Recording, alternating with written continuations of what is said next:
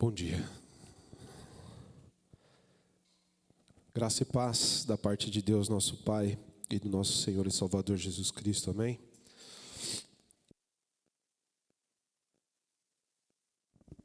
Bom, mais uma vez eu vou pedir desculpa pelo estado de saúde, né? O tempo não tem ajudado, acho que nenhum de nós, né? É frio, esquenta e depois esfria de novo. Pelo menos a voz fica um pouquinho mais grossa, fica um pouquinho mais grave, né? Acho que melhora um pouquinho, né? A imagem aí do pregador, olha só. Mas, fecha esse parênteses, né? Meus irmãos, há 10 semanas, ou ao menos estamos iniciando a 10ª, temos aprendido lições tiradas dos eventos que sucederam à ascensão de Cristo. Vimos a ordem para que os apóstolos aguardassem o cumprimento da promessa, né, do derramamento do Espírito Santo. Vimos a escolha do sucessor de Judas, Matias, né, foi escolhido. Vimos o derramar do Espírito Santo e a manifestação do dom de línguas, onde as maravilhas e as grandezas de Deus foram proclamadas em diversos idiomas, em várias línguas, em Atos 2. Vimos a primeira pregação de Pedro, e logo após esse evento, o que pelo poder do Espírito Santo resultou na conversão de quase 3.000 pessoas. Na sequência, vimos que esses primeiros cristãos viviam em comunhão, frequentando o templo todos os dias, olha só, com alegria e simplicidade de coração, louvando a Deus. Glória a Deus por isso. Vimos o quanto a cura de um aleijado pôde, primeiramente, contribuir para que, através de uma segunda pregação de Pedro, o número de crentes chegasse a 5.000, mas também o quanto essa mesma cura poderia causar de problemas na visão do sinédrio judaico. A mesma cura, 2 efeitos distintos. Nessa ocasião também podemos ver o mesmo Pedro que havia negado Jesus, agora cheio do Espírito Santo, causando admiração e constrangimento aos líderes religiosos que, vendo o homem que havia sido curado, não podiam fazer nada contra Pedro e João. Vimos que, mesmo sob a ameaça da liderança judaica, que não era justo dar ouvidos a eles e não a Deus, da parte de Pedro e João. Também vimos a manifestação do poder de Deus sobre a natureza, com um terremoto após uma oração, onde a principal petição não foi por benefícios egoístas. A principal petição, no lugar de pedidos sobre prosperidade ou sobre poupar-lhe a vida, a petição principal daquela oração foi para que Deus concedesse aos seus servos que falassem com toda coragem, enquanto reconheciam que todo e qualquer sinal ou feito extraordinário era feito pelo nome de Jesus, o santo servo de Deus. E na semana passada, o pastor expôs a primeira parte do trecho que nós continuaremos a estudar hoje. O trecho que, segundo David Garland, né, que é o autor do comentário expositivo do livro de Atos, publicado pela editora Nova Vida, Vida Nova, né?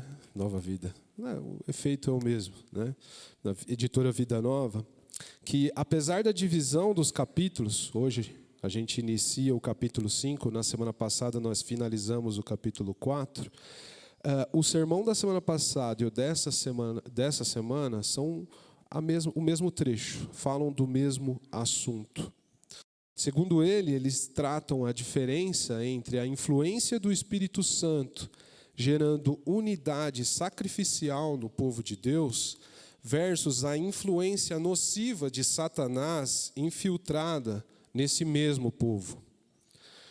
No trecho da semana passada, vimos que o poder do Espírito Santo produziu no coração dos regenerados pela palavra de Deus. Mas na continuação desse trecho, no capítulo 5, veremos hoje o resultado da influência de Satanás no coração daqueles que cedem às suas investidas. Então, até o sermão da semana passada, a progressão dos acontecimentos que eu acabei de citar, desde o início do livro de Atos, os sinais produzidos pelo Espírito Santo, seja através do dom da comunicação em diferentes idiomas, ou mesmo da cura de enfermos, né? Seja por um ou seja por outro,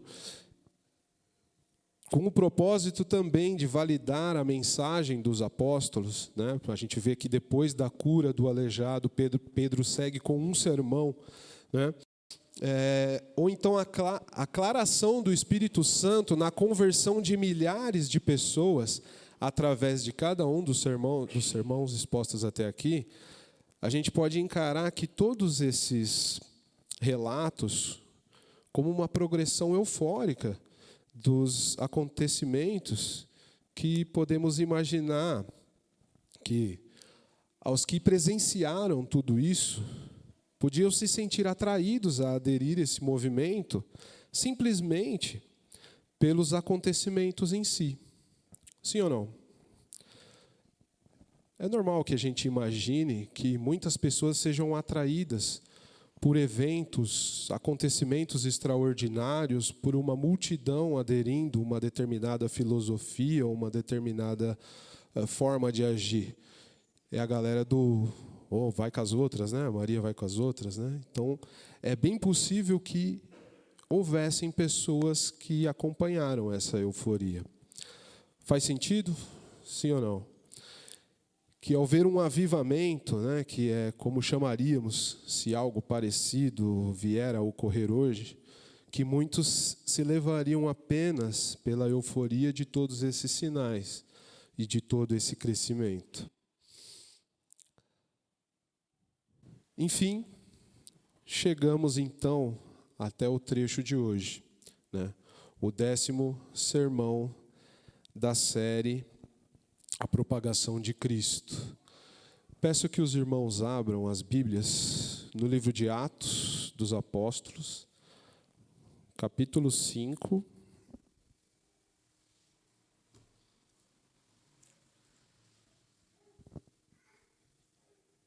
Nós vamos ler do versículo 1 até o versículo 11.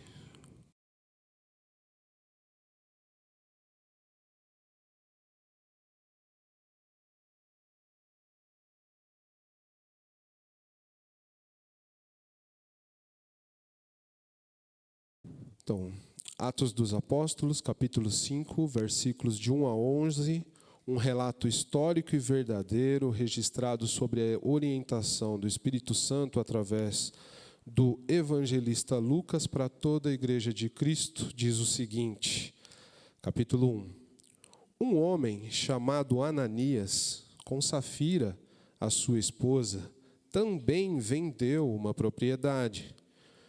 Com o conhecimento da mulher, ele reteve parte do dinheiro para si, mas levou o restante e o depositou aos pés dos apóstolos. Então Pedro perguntou: Ananias, como Satanás encheu o seu coração para mentir ao Espírito Santo e guardar para você uma parte do dinheiro que recebeu pela propriedade? Ela não pertencia a você antes de ser vendida? E depois de vendida, o dinheiro não estava em seu poder? O que o levou a pensar em fazer tal coisa? Você não mentiu aos homens, mas a Deus. Ouvindo isso, Ananias caiu morto. Grande temor apoderou-se de todos os que ouviram o que tinha acontecido. Então os moços vieram, envolveram o corpo, levantaram-no levaram-no para fora e o sepultaram. Cerca de 3 horas depois, entrou a esposa, sem saber o que havia acontecido. Pedro lhe perguntou: diga-me, foi este o preço que vocês conseguiram pela propriedade? Ela respondeu: sim, foi esse mesmo. Pedro lhe disse: por que vocês entraram em acordo para tentar o Espírito do Senhor? Veja, estão à porta os pés dos que sepultaram o seu marido, e eles a levarão também. Naquele mesmo instante, caiu morta aos pés dele. Então os moços entraram e encontraram a morta, levaram-na e sepultaram ao lado do marido. Grande temor apoderou-se de toda a igreja e de todos os que ouviram falar desses acontecimentos. Até aqui. Vamos orar. Senhor meu Deus, meu Pai, obrigado, Pai. Senhor, antes de agradecer, eu queria pedir perdão, ó Pai. Pedir perdão pelos nossos pecados. Perdão pela preguiça, Senhor, que muitas vezes nos leva a não fazer o que devemos fazer pelo reino. Perdão pela idolatria em priorizar qualquer coisa que não o seu reino, ó Deus. Perdão, Senhor, pela nossa infidelidade em cumprir aquilo que se espera de nós. Mas principalmente, por conta do texto que lemos, ó Pai, peço perdão por cada mentira que dizemos ou vivemos em muitos momentos. Agradecemos, Senhor, pela sua misericórdia e pela sua graça, que está sobre os que depositaram a sua fé em Cristo Jesus. Agradecemos pela sua paciência para conosco e com as nossas limitações e desobediências. Agradecemos também pela repreensão que a palavra nos traz, para que nos voltemos para Ti, ó Pai. Pedimos, Senhor, abre o nosso entendimento, quebra as nossas defesas e constrange-nos, para que essa semente se converta em frutos de arrependimento no coração de cada um dos aqui presentes, ó Pai. E que o Seu nome seja glorificado por cada um que ouve essa mensagem. Eu oro e agradeço, no nome de Jesus. Amém.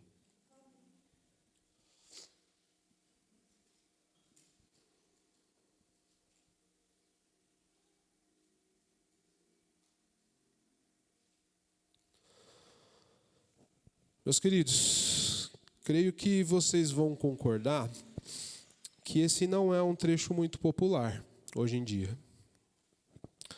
Ao menos eu não vejo o Vitor Azevedo ou o Dave Leonardo pregando esse trecho.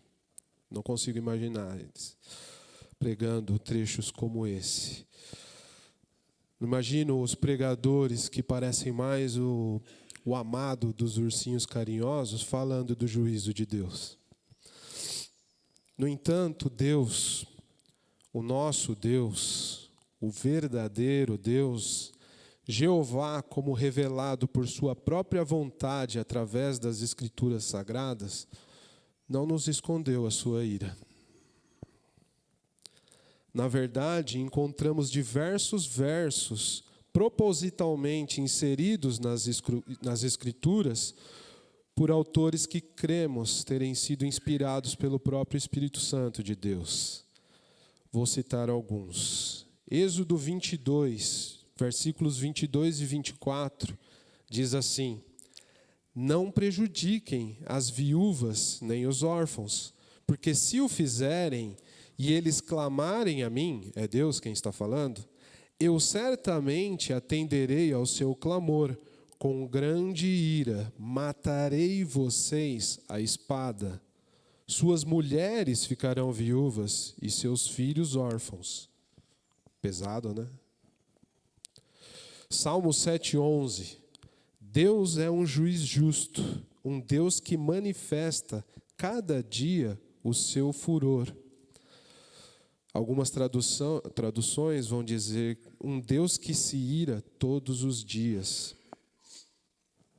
E antes que você use o argumento de que isso ocorria no Antigo Testamento, Romanos 12, 19, Paulo citando Deuteronômio 32, 41 e, portanto, validando ele na nova aliança, Deus diz: minha é a vingança. Romanos 1, 18 diz, agora uma citação do próprio Novo Testamento, né? A ira de Deus é revelada no céu contra toda impiedade e injustiça dos homens que suprimem a verdade pela injustiça. Então aqui já o primeiro ponto que se alinha com o trecho que lemos. Deus se ira com aqueles que suprimem a verdade, com os mentirosos, né? João 3,36 diz que, olha só, João, né, o apóstolo do amor, quem crê no Filho tem a vida eterna, já quem rejeita o Filho não verá a vida, mas a ira de Deus permanece sobre ele. Irmãos, nós não devemos pensar que somos mais misericordiosos do que Deus, nem tentar sê-lo. Deus graciosamente dá a vida a todos, misericordiosamente Ele a mantém, e sem merecimento algum a recebemos de suas mãos, de forma que o direito de retirar de qualquer um o fôlego de vida também pertence a Ele. Devemos nos lembrar de quem somos, pecadores que carecem do favor divino para tudo, dia após dia. No lugar de nos espantarmos com a ação divina supostamente severa demais para com Ananias e Safira, talvez devêssemos nos perguntar o porquê de uma ação tanto mais branda e misericordiosa para conosco, quando nos levantamos contra Deus através dos nossos pecados. Por que com a gente Ele age diferente? Pois é, né? Entendendo essa característica do ser de Deus, a sua ira, perguntamos então, o que esse trecho que lemos sobre Ananias e Safira, foi pesado mesmo, né? Tá vendo? O que esse trecho de Ananias e Safira tem para nos ensinar? O título do sermão de hoje, que eu ainda não disse, mas já aparece no slide, é Compromisso com a Verdade. Então nós vamos estudar 3 formas de assumir um compromisso com a verdade. Sem demora, entramos aqui no primeiro ponto, na primeira forma. Temos um compromisso com a verdade quando resistimos ao tentador. Como vimos anteriormente, né, segundo David Garland, a narrativa sobre a falsidade mercenária de Ananias e Safira faz o contraste com a generosidade abnegada de Barnabé, do trecho da semana passada. Ou seja, assim como vimos na semana passada que a ação do Espírito Santo na igreja gerou tamanha unidade entre os crentes, que o cuidado entre eles produzia contribuições sacrificiais para que nenhum deles passasse por necessidade, dessa vez nós vamos ver que o individualismo pode ser gerado por influência satânica. Qual foi a ação do casal nesse trecho que nós lemos? Versos 1 e 2. Eles, provavelmente constrangidos pela generosidade verdadeira dos membros da congregação, decidiram vender a propriedade que tinham. Mas a gente pode dizer que as motivações para essa ação não foram legítimas ou legitimamente geradas pelo Espírito Santo, porque eles decidiram reter parte do valor para si, e essa ação em si não foi o problema.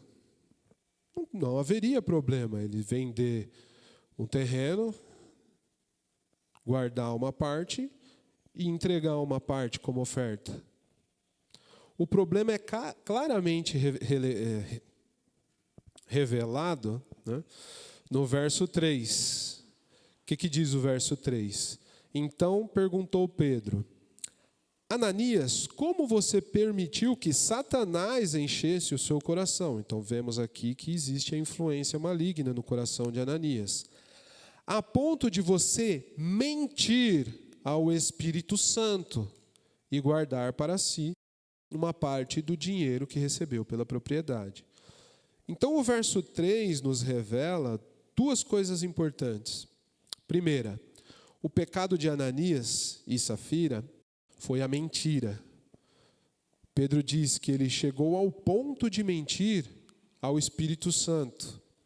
Então temos o delito, que é a mentira, e temos o agravante, né, que é uma mentira ao Espírito Santo. E é este é o pecado de Ananias. Não o fato de reter parte do valor. Isso a gente pode ver pelo verso 4. O verso 4, Pedro, ainda repreendendo Ananias, ele faz a seguinte pergunta: essa propriedade não te pertencia? Ela não era sua? Depois de vendida, o dinheiro não estava em seu poder? Ele não era seu? O que o levou a pensar em fazer tal coisa? Em dizer que está entregando tudo e retendo uma parte? Essa parte aqui do verso 4 nos mostra, então, que em momento algum os apóstolos impuseram a venda das propriedades e tampouco a doação integral dos valores. Isso a gente tem visto hoje, né? Os apóstolos não fizeram isso. Então, os apóstolos não podem ser acusados aqui de comunismo ou qualquer outra forma de imposição dessa generosidade.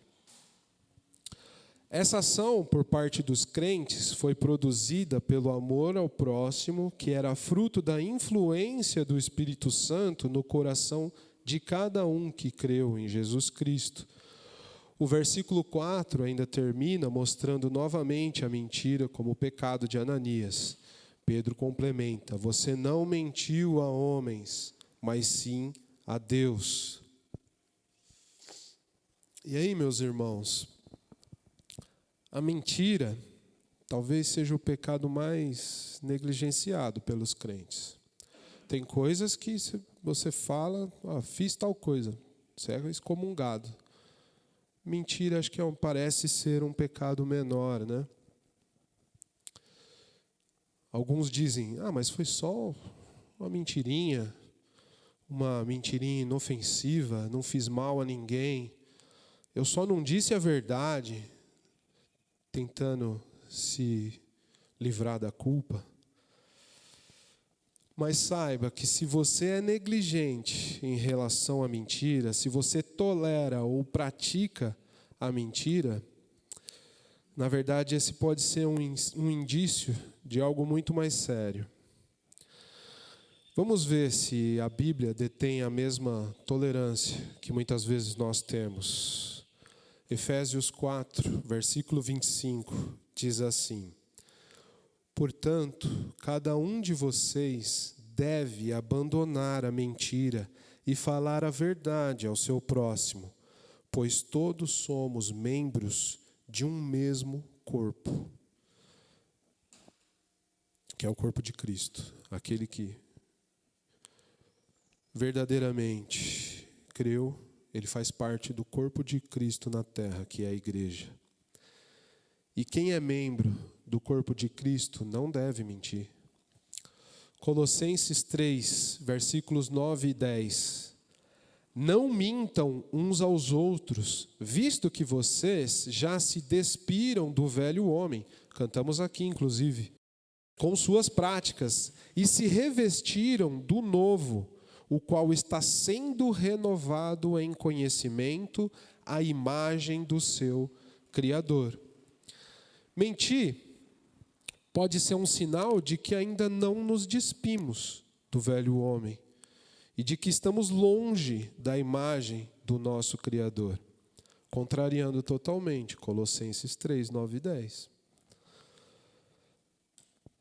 Por conta desses dois versículos, você pode pensar que o problema está em mentir para os crentes. Está falando do corpo aqui. Então vamos lá. Provérbios 22, 12. O Senhor odeia os lábios mentirosos, mas se deleita com os que falam a verdade. Sofonias 3,13. O remanescente de Israel não cometerá injustiças, eles não mentirão, nem se achegará engano às suas bocas. Provérbios 6. A língua mentirosa e a testemunha falsa que espalha mentiras são duas entre as 7 coisas que Deus detesta. Existe ainda um outro versículo que identifica os mentirosos, ou pelo contexto de João 8, os que negam a verdade, como filhos do diabo. João 8, 44, 45. Vocês pertencem ao pai de vocês, o diabo, e querem realizar o desejo dele. Ele foi homicida desde o princípio e não se apegou à verdade, pois não há verdade nele. Quando mente, fala a sua própria língua, pois é mentiroso e pai da mentira. No entanto, vocês não creem em mim, porque lhes digo a verdade. Então, pelo contexto de João 8, aqueles que negam a verdade, a maior das verdades, que Cristo é o Filho de Deus e Ele, quem tira o pecado do mundo, é filho do diabo, segundo o que está escrito em João 8, 44, 45. Então, a mentira é o único pecado com paternidade reconhecida. É evidente que todo pecado é contra Deus e, portanto, é, no mínimo, um aceno para Satanás. Mas reparem que, para encobrir todo pecado, qualquer outro pecado, o pecador sempre vai recorrer à mentira. A mentira leva à morte. Foi a mentira da serpente que fez Eva cair.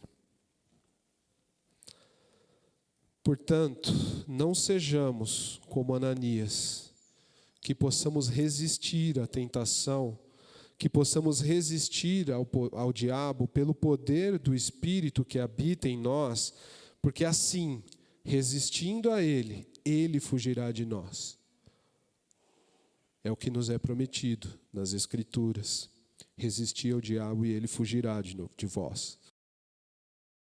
Então, que em nosso coração não haja abertura alguma, por mais que pareça inofensivo, por mais que pareça simples, que nós possamos estar livres de dar essa brecha, essa abertura.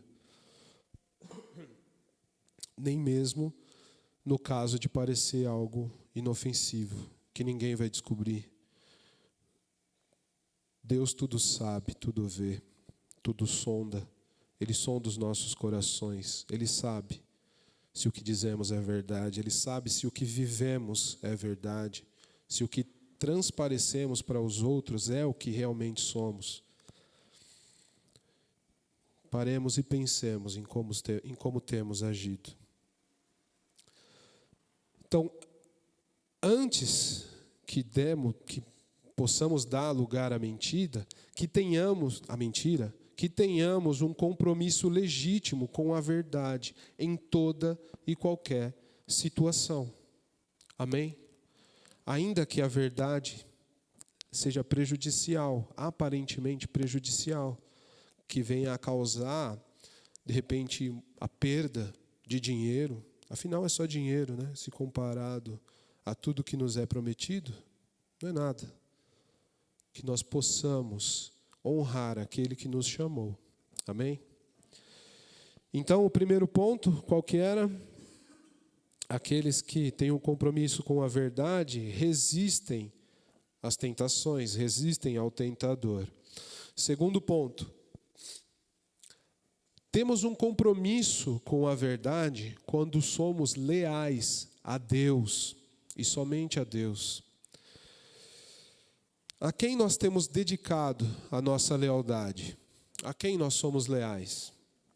O trecho que lemos, ele dá ênfase a uma parceria que levou à perdição. Reparem a preocupação de Lucas no versículo 2. Falando de Ananias, ele reteve parte do dinheiro para si, mas ele faz um parênteses aqui, ó. Sabendo disso também a sua mulher. E o restante levou e colocou aos pés dos apóstolos. Além desse destaque no verso 2, vemos que a partir do verso 7, a história parece se repetir, só que com Safira agora, né? Então, 3 horas depois de sepultado, Ananias, né? Então, Safira é questionada pelo apóstolo sobre o valor da venda da propriedade. Ela confirma a história que, de acordo com o combinado com o seu marido, né, já havia sido combinado previamente, ela confirma, e Pedro diz o seguinte, verso 9: por que vocês entraram em acordo para tentar o Espírito Santo? Então Safira tem o mesmo destino do marido, uma morte instantânea. Irmãos, se Safira tivesse dito a verdade, vocês acreditam que ela teria morrido dessa forma? Sim ou não? Acho que não. Eu creio que não. Se a lealdade de Safira tivesse sido para com Deus e não para com o seu marido, nesse caso, ela teria sido poupada? Imaginamos que sim. Cremos que sim. Tudo nos leva a crer que sim. E isso nos traz uma lição muito importante. Apesar do pacto que o marido e a mulher têm através do matrimônio, e apesar desse pacto ser um pacto sagrado, pois é feito na presença de Deus, e muito além disso, a própria instituição do casamento foi estipulada por Deus e aponta para a união de Cristo e da igreja. Apesar de tudo isso, apesar de sim devermos lealdade ao nosso cônjuge, a lealdade para com Deus está acima da instituição do casamento. O trecho relatado por Lucas mostra que Pedro indagou um de cada vez separadamente. Por que vocês imaginam que seja isso? Por que ele fez isso? Por que ele não chamou os dois e perguntou aos dois ao mesmo tempo? Já que eles são um, né? Imagino que tem um propósito nisso. Cremos, ou creio, né, que para que cada um fosse responsável pela própria resposta. Ou seja, não é porque após o casamento os cônjuges são um, que não exista responsabilidade independente para cada um acerca das suas próprias ações. Existe responsabilidade para o marido, pelas ações do marido, para a esposa, pelas ações da esposa. Então, se você é cristão e o seu marido ou a sua esposa não é, seja fiel a Deus. No sentido da fidelidade matrimonial, no que não ferir a sua lealdade a Deus, seja fiel ao seu marido, seja fiel à sua esposa. Porém, no que ferir, escolha o seu Deus, pois você é responsável por você. Ele ou ela é responsável por ele ou ela.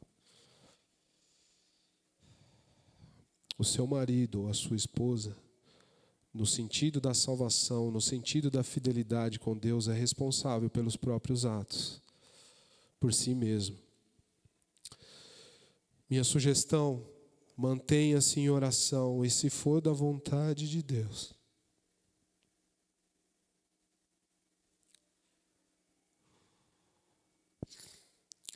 que essa situação mude.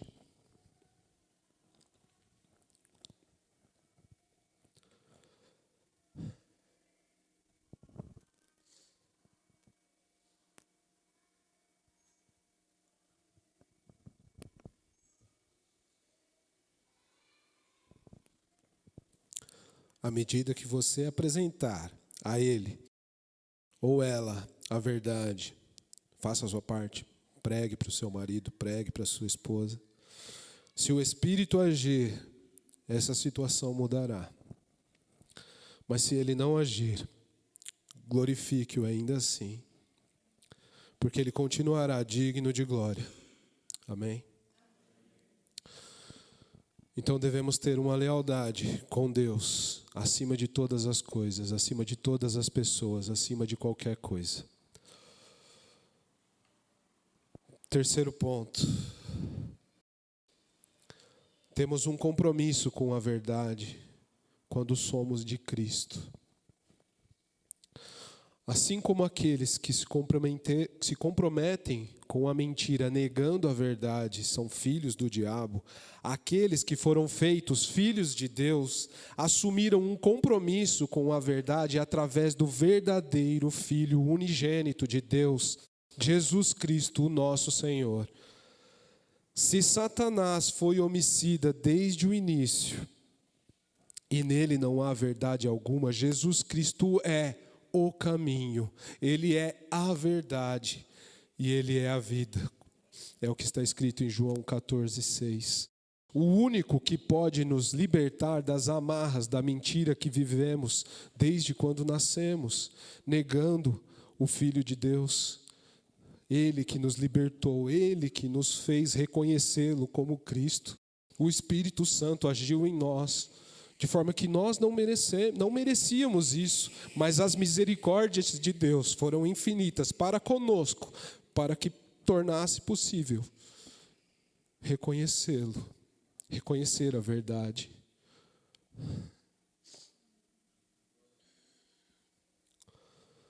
Como o próprio Jesus disse aos que haviam crido em seu nome, João 8, 31 e 32. Se vocês permanecerem firmes na minha palavra, verdadeiramente serão meus discípulos e conhecerão a verdade, e a verdade os libertará. Glória a Deus, nós fomos libertos pelo poder do Espírito. Todos aqueles que reconhecem Cristo como Senhor em suas vidas foram libertos da mentira. 1 Pedro 2:22, Pedro nos diz a respeito de Cristo: ele não cometeu pecado algum e nenhum engano foi encontrado em sua boca.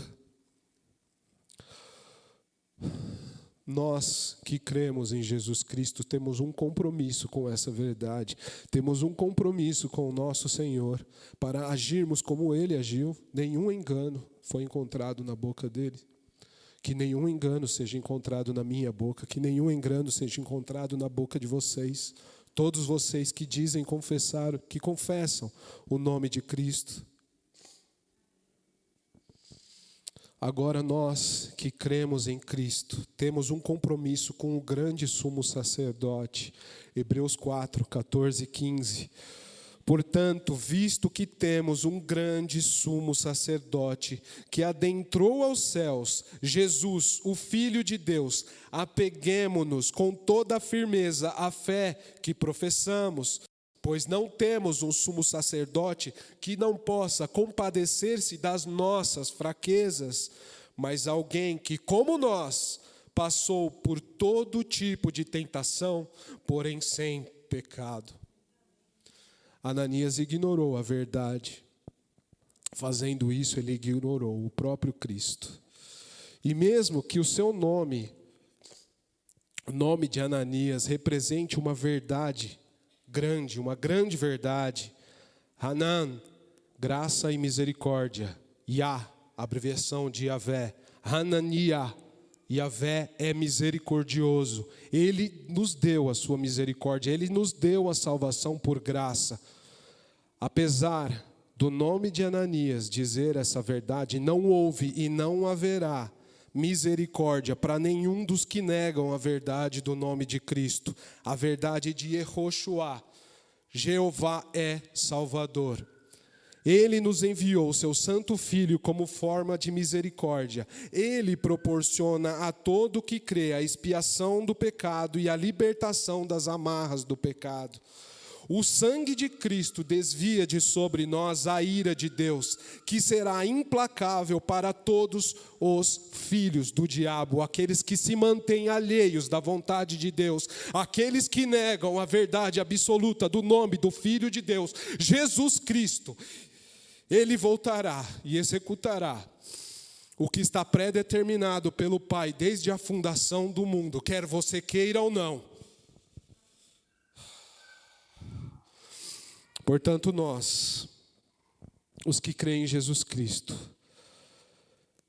que nós paremos de flertar com o pecado, que paremos de flertar com a mentira, e que vivamos o compromisso que assumimos com a verdade, o compromisso que assumimos com o Filho de Deus.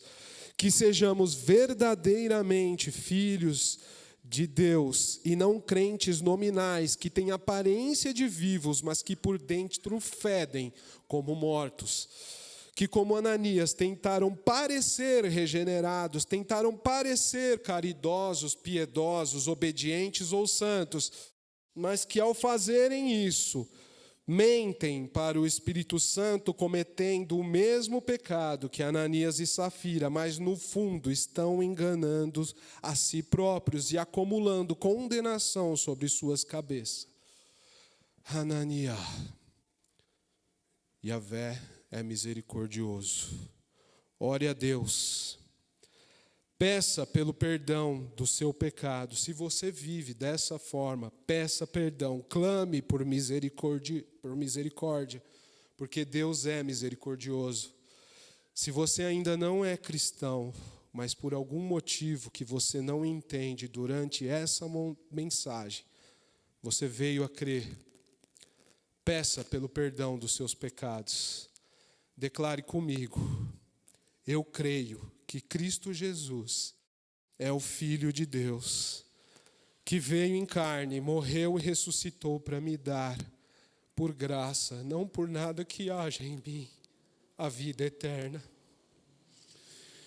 Creio no Cristo que está entronizado à destra de Deus e que de lá governa tudo e todos, à destra do Pai. Creio que assim como João o viu o nosso Senhor montado num cavalo branco, um cavaleiro chamado Fiel e Verdadeiro, que julgará a todos com justiça. Seus olhos são como chamas de fogo, a sua cabeça há muitas coroas e um nome que só Ele conhece. Seus olhos como chamas de fogo. E os exércitos do céu o seguem, vestidos de linho fino, montados em cavalos brancos. Da sua boca sai uma espada que ferirá as nações, e ele as governará com cetro de ferro. Ele quem pisará o lagar do vinho do furor, da ira de Deus, do Todo-Poderoso. E em sua coxa está escrito: Rei dos reis e Senhor dos senhores. Ele virá, igreja. Ele virá, e toda mentira cessará. Todo o inimigo de Deus será colocado debaixo dos seus pés, como estrado para os seus pés. Essa é a verdade que a palavra tem para mim. É a verdade que a palavra tem para cada um de vocês. E é a verdade que a palavra tem para o ímpio também.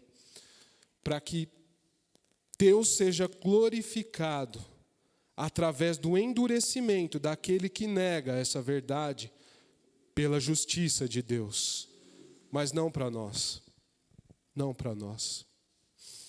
Para nós, Deus reservou a nova Jerusalém, novos céus, nova terra, depois que todo o pecado cessar, depois que toda a maldade acabar, depois que a minha maldade for cortada definitivamente de mim, com um novo corpo, um corpo glorificado, apto a estar na presença de Deus por toda a eternidade. É isso que é reservado para todos aqueles que reconhecem a verdade absoluta, que é Cristo Jesus. Eu oro para que essa verdade, a verdade a respeito de Cristo, a palavra de Deus, o Evangelho, esteja sempre nos lábios e nas ações de cada um dos filhos de Deus, para a glória de Deus nosso Pai. Vamos orar. Senhor meu Deus, Deus eterno, soberano Senhor,